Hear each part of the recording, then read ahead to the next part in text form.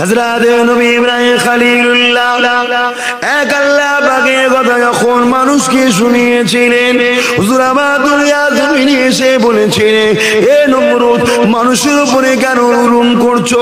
মানুষের উপরে কেন তুমি তোমার দাসত্বটাকে চাপিয়ে দিচ্ছ? নমরুদ ছিল, সে মানুষের উপরে জুলুম করত। নমরুদ পৃথিবীর রাজা ছিল, এই মাথা মোটা কিন্তু পৃথিবীর রাজা নয়। নমরুদ পৃথিবীর রাজা ছিল।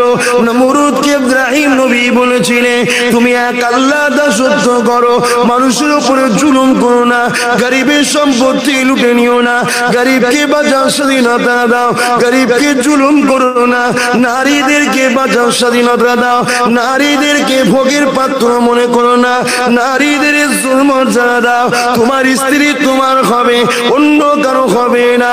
এইভাবে নমরুদ পাকে ইব্রাহিম খলিলুল্লাহ বুঝিয়েছিল।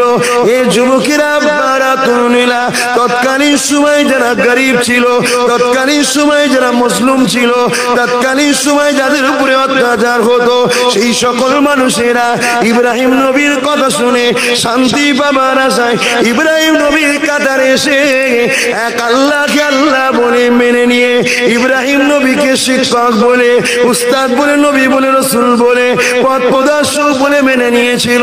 নমরুদ দেখতে লেগেছিল ইব্রাহিম সুখবাণী দিচ্ছে, আমার দিক থেকে চলে যাচ্ছে, ইব্রাহিমের দিকে এলো, তাই ইব্রাহিমকে মারতে হবে। এ যুবকেরা, তরুণীরা বিশাল আগুন তৈরি করেছিল, এত আগুন তৈরি করেছিল ইব্রাহিম নবীকে আগুনে জ্বালিয়ে ফেলবে, আগুনের কাছাকাছি যেতে পারছে না। অনেক বড় কথা মেন জায়গা বলছি, তাই এমন করে তুলনা তৈরি করে, চরকি তৈরি করে দূর থেকে টেনে নিয়ে ইব্রাহিম নবীকে ফেলে দিল। আমার আল্লাহ কি জানিয়ে দিয়েছিলেন, এ আগুন আমার ইব্রাহিমকে স্পর্শ করবি না, আমার ইব্রাহিমের জন্য ঠান্ডা হয়ে যা, এমন ঠান্ডা হয়ে যা আমার ইব্রাহিমের যেন কষ্ট না হয়। খুব ঠান্ডাতে তো কষ্ট হয়।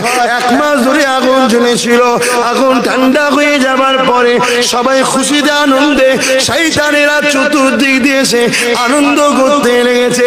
ইব্রাহিম মারা গেছে, আমাদের বিরুদ্ধে কথা বলার আর কেউ থাকবে না, আমরা গরিবকে আবার লুটবো, গরিবদেরকে এক করার কেউ থাকবে না। ওই সময় তারা নিজের চোখে দেখেছিল আমার আল্লাহ যাকে মাথায় কেউ মিটাতে পারে না। ইব্রাহিম নবী ওই আগুনের মধ্যে জান্নাতি খানা খেতেছিলেন।